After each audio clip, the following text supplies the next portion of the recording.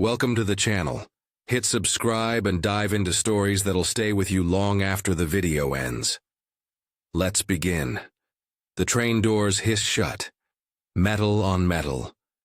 Cold air rushes in, carrying the stink of wet concrete and desperation.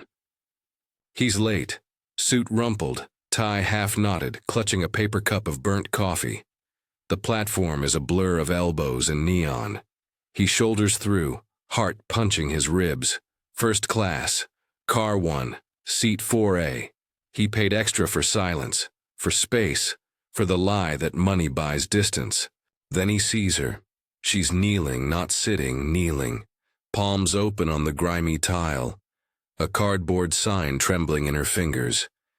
Anything helps. God bless. Her coat is too thin for October, hair matted, face hollowed by hunger. But her eyes, Jesus, those eyes. They lock on him like a hook through the lip. He freezes. The crowd parts around him like water around stone. A businessman mutters, steps over her legs. A kid drops a quarter. It spins, clinks, rolls into the dark between tracks. She doesn't blink. Just watches him, his phone buzzes. Flight in 2 hours, he should go, he needs to go. But his feet won't move. Sir? A transit cop, hand on his radio. You okay? He nods. Dumb. The cop moves on, she's still staring. Then, slow, deliberate, she folds the sign, tucks it into her coat, stands, her knees crack like dry twigs. She walks toward him, not fast, not begging, just coming. He backs up, hits the turnstile. The gate beeps red, his card's in his pocket. Fumbles, drops it. The plastic skitters across the floor. She stops, picks it up, holds it out. Her fingers are black with grime, nails split, but her grip is steady. He takes the card. Their fingers brush. Cold, electric. Thank you, he mutters. Doesn't know why. She smiles, not the smile of the desperate. Something else. Something knowing. The train screeches in, doors yawn open. He stumbles inside. First class is empty. Just him and the hum of fluorescent lights. He collapses into 4A.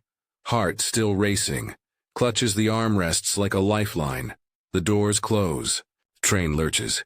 He exhales. Then, soft footsteps. Padding down the aisle. Barely there. He looks up. She's standing over him, coat dripping.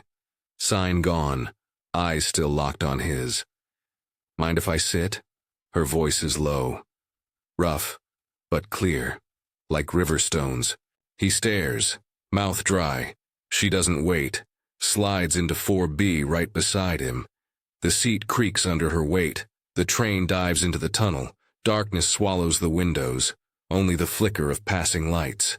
Strobe. Strobe, strobe. She turns to him.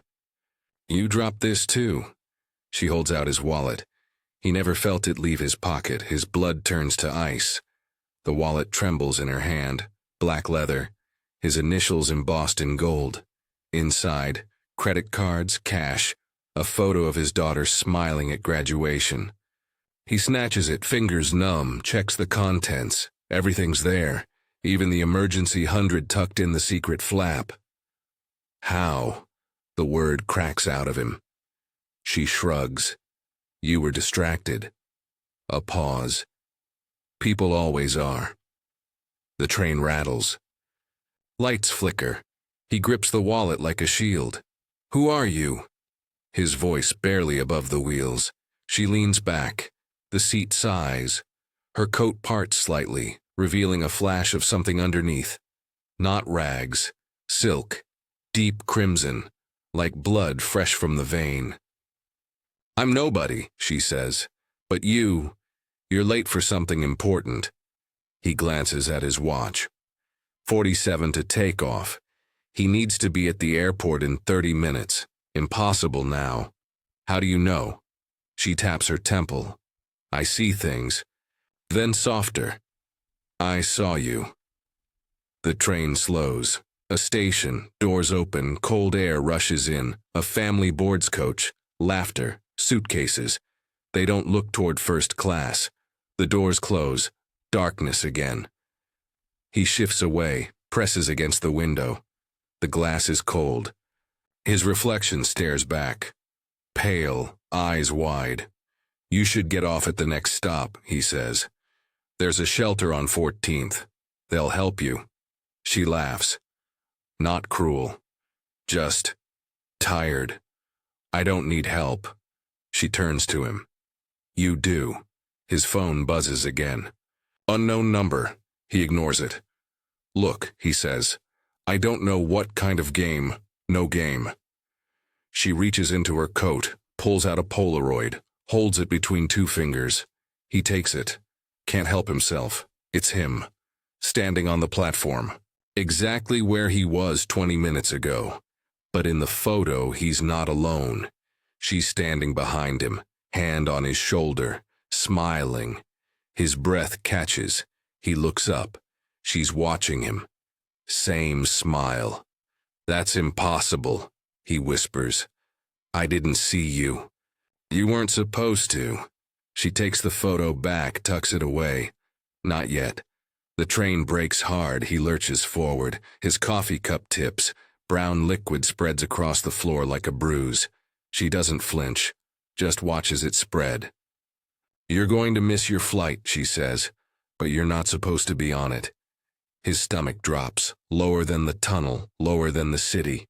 "What are you talking about?" She leans in, close enough that he smells her. Not filth. Jasmine, and something metallic, like ozone before lightning.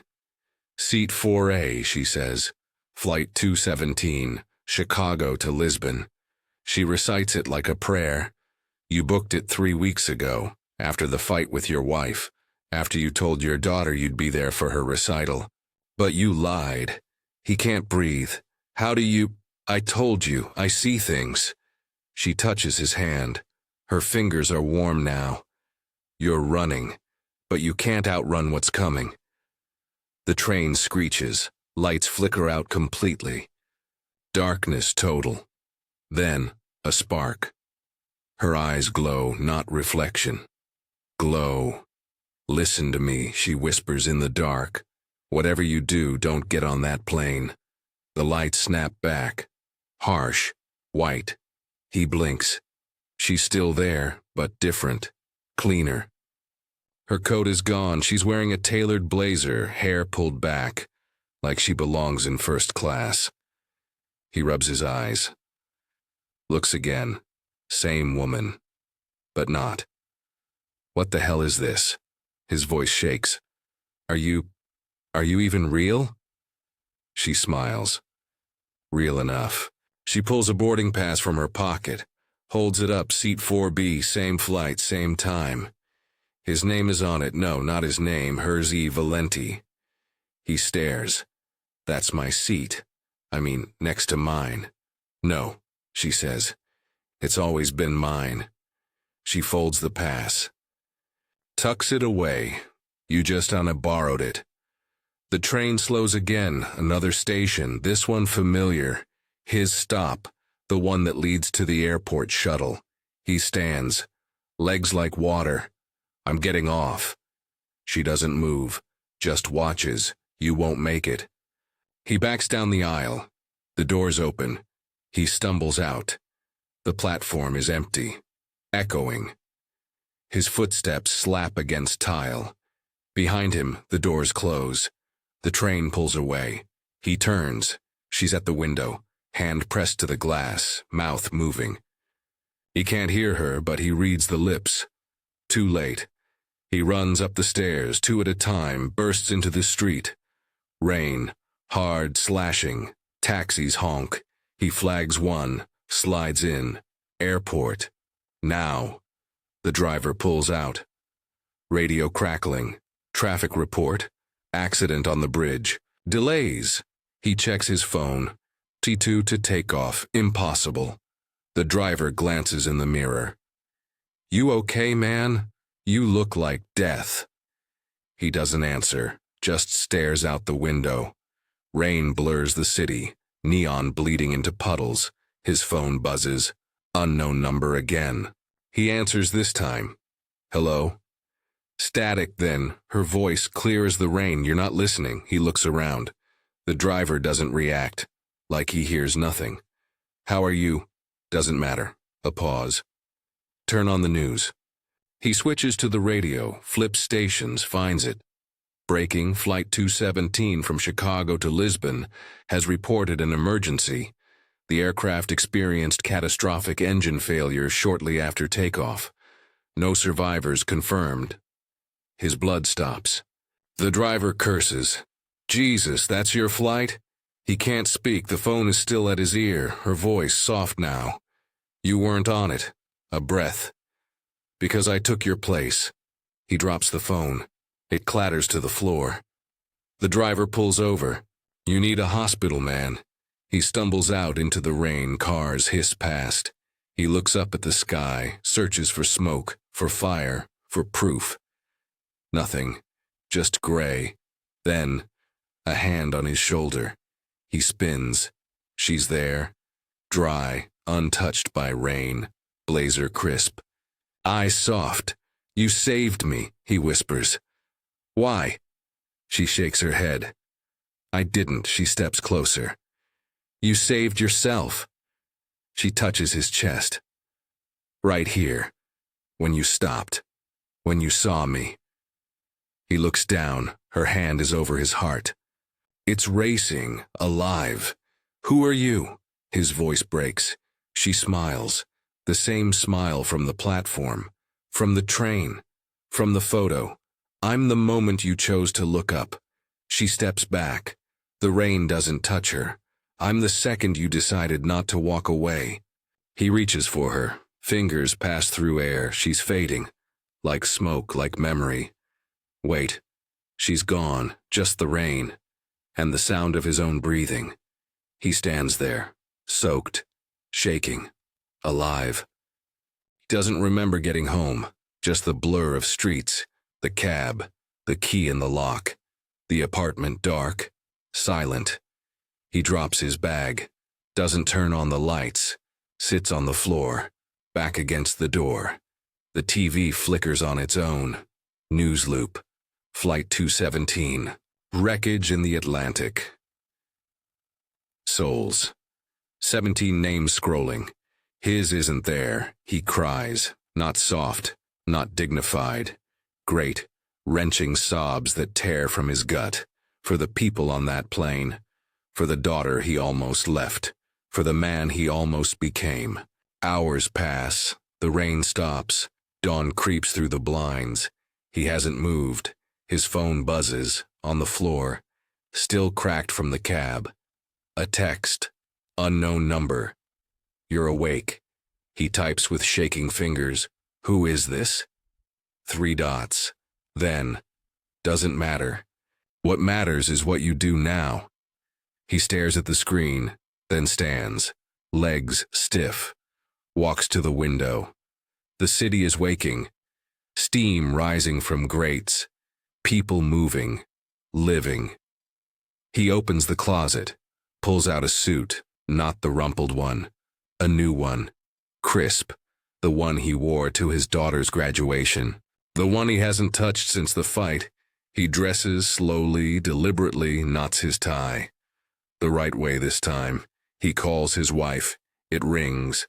Once, twice. She picks up. Hello? Her voice. Tired. Wary. It's me. A pause. I'm coming home. Silence, then soft. The recital's at 3. I'll be there. He swallows, I promise. He hangs up, grabs his keys, walks out, doesn't lock the door. The subway is crowded. Morning rush. He stands, doesn't sit, watches the faces. The tired, the broken, the ones who look away. At 14th Street he gets off, walks to the shelter, the one he mentioned, the one he never visited. A woman at the desk looks up. Can I help you? He pulls out his wallet. The one she returned, takes out the emergency 100, then another, and another, until it's empty. For whoever needs it, he says. and I'll be back tomorrow. She stares, then nods, takes the money. He walks out. Lighter. The air smells like coffee and wet leaves. He breathes it in. His phone buzzes again. Same number, good. He smiles, types back, "Thank you." No reply, but he doesn't need one. He heads to the school, the recital, his daughter on stage. He'll be in the front row, clapping too loud, crying again. But this time, for the right reasons. Years later, he still takes the subway, same line, same time. But now he stands near the doors, eyes open, watching.